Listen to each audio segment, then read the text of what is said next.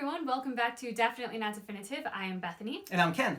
And together we are a married couple in love that loves to rank our favorite films. And we've done this with the Marvel Cinematic Universe as our starting point. And after watching all of the Marvel Cinematic Universe films, we decided to go in and rank our favorite characters, or at least our top 100. Yes. And this is numbers 61 through 70 of our favorite MCU characters.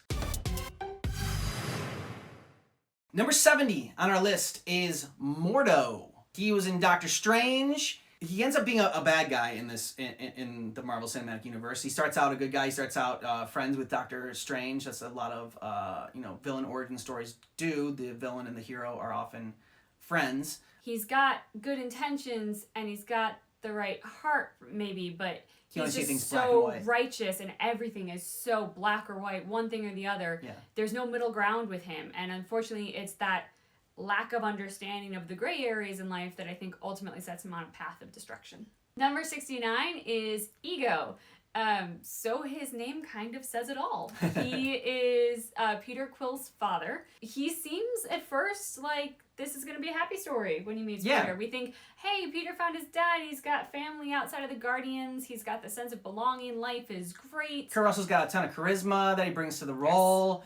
Yes. And it's that, betrayal that makes us hate him so much. It broke my heart to put that tumor in her head. He is a character that you don't really forget easily, and he has an effect on you. And you go from liking him to hating him. So there was a lot of richness to this character, and to the impact that he had on the audience. The story writers, the actors playing both Peter Quill and Ego, they did a fantastic job with really putting us as the audience in Peter's shoes for that moment of betrayal, and it just has a very visceral effect on us, and the success of that effect, I think, is why he's on our list. Number 68 is Ebony Maw. He is a villain you love to hate. He's got some great one-liners when he just taunts Doctor Strange. Your powers are great. You must be popular with children. It's a simple spell, but quite unbreakable. Then I'll take it off your corpse. There's just something so revolting. Yes, and unsettling and just creepy. Actor does a great job, and I think it's that makes you kind of want to have a shower after you see him on screen. It's very effective. Yeah. Ebony Maw is a very effective person, and he leaves an impression with you, and that's why he's on our favorites list. Number 67, Ramonda. So Ramonda is King T'Challa's mother. She is the former Queen of Wakanda. She's played by Angela Bassett, who is a powerhouse dynamite actress, and it is such perfect casting for this character because Ramonda is also very strong and strong-willed. She's got a fierceness about her, but also it's controlled in a very regal way, and she also brings a lot of grace and nobility to the part. It's a character that we wanted to get to know more about, yes. And that's one of the reasons that she ranked higher on our list, is because we still found this a very fascinating character, and it's like when you want us leaving more, then that's a successful character. Number 66 is Yinsen. He was one of the guys that started it all using Iron Man, the first one in the MCU, and he sets Tony on his journey, much like Dr. Abraham set Steve Rogers on his journey. But Yinsen is higher on our list because he's the original. All right, he's the first of his kind, of the guys setting people on their paths. So you're a man who has everything and nothing. So he brings wisdom, and he has depth to his character, all right? And he makes Tony Stark kind of open his eyes and realize what a shallow life he kind of had been living, and what really matters in life. And so for that, we love Yinsen. Thank you for saving me. Next up is number 65, Corpseman Day. Corpseman Day is played by John C. Reilly. He is in the Guardians of the Galaxy branch of our MCU, and he's really our eyes and ears into this very bizarre and very removed from our normal everyday lives universe or branch of the MCU. The movie itself, it's all a lot of foreign locations, people look a little bit funny, there's aliens, it's all very removed from us. So we as an audience need an anchor into this world, and that is who Corpseman Day is for us. He is your average everyman. He wakes up, he goes to work, he happens to live on an alien planet. But apart from that, he's exactly like all of us.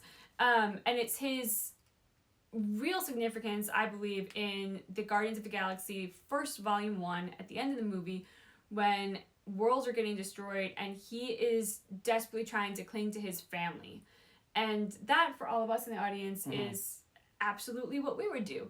We all love to imagine that we're Gamora and Star-Lord and we're out there kicking ass, but in reality, when tragedy strikes, you cling to your loved ones and you do your best to protect them and be with them.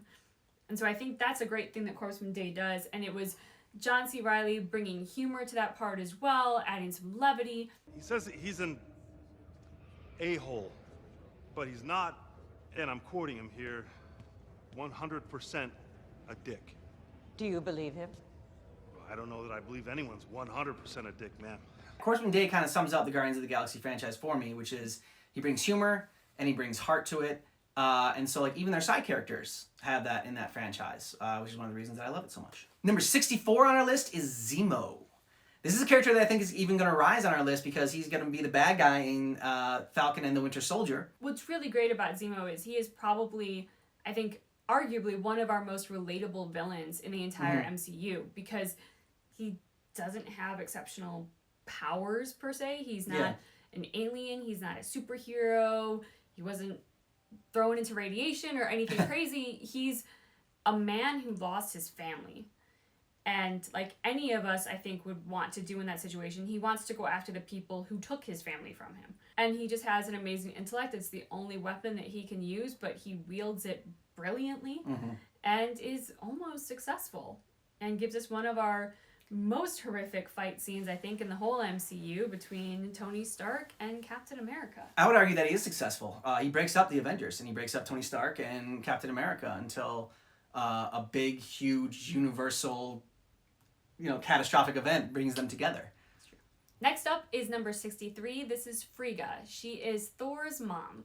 It is a smaller part, and if it weren't for the flashbacks that we see of her later on, she maybe wouldn't be this high on our list, because there's not a lot of screen time and script meat there, I don't think. However, Rene Russo does a superb job bringing both royalty, nobility, warmth, strength to this character, and we really see her concern for her two sons, her interactions with Loki versus her interactions with Thor, how she treats the boys differently, but how the love that she has for them is always there. It's just, I think she's a very influential character to one of our heroes, one of our anti-heroes. Number 62 on our list is the Mandarin. But actually, it's Trevor Slattery. So, Ben Kingsley had a magnificent performance in this one. A lot of people hate Iron Man 3 because of what they did with the Mandarin and the twist that they had, and they think that they completely butchered the Mandarin. I never thought people had been hurt. They lied to me. This is the Mandarin? I know, it's embarrassing. To be able to play the seriousness and give the weight to the Mandarin that he was able to do, but then bring the levity and the humor for when he's Trevor Slattery. That's very tough to do, and he executes it brilliantly. I mean, I have to be honest, I'd never seen Ben Kingsley act that way. Yeah. Being hilarious and crude and gross and awkward, it's never something that I think of or associate with him, and yet he was just flawless. Number 61, Harley Keener, also known as the Kid. So the Marvel MCU does bring a couple of really cute kids. Harley is definitely one of them. He is super significant to Iron Man's journey. And if Peter Parker is kind of like the son figure to Tony Stark, I would say Harley Keener is kind of like his little brother. So, who's home? My mom already left for the diner, and Dad went to 7-Eleven to get scratchers. I guess he won, because that was 6 years ago. Which happens, dads leave. No need to be a pussy about it. Here's what I need. The dynamic there, back and forth between them, making fun of each other and giving, he gives the kid a hard time. It's a very brotherly dynamic, and that's one of the reasons that I love the role so much, and I think it's just, it's very fun. Harley Keener was a very cute kid, and for his humor, his adorableness, and his lightheartedness, he would definitely be on our list, I think, no matter what. Yeah. But it is his impact on Iron Man and the banter back and forth between those two that bumps him up higher. You did good. So now you're just gonna leave me here, like my dad? Yeah. Wait, you're guilt tripping me, aren't you? I'm cold. I can tell. You know how I can tell? Because we're connected.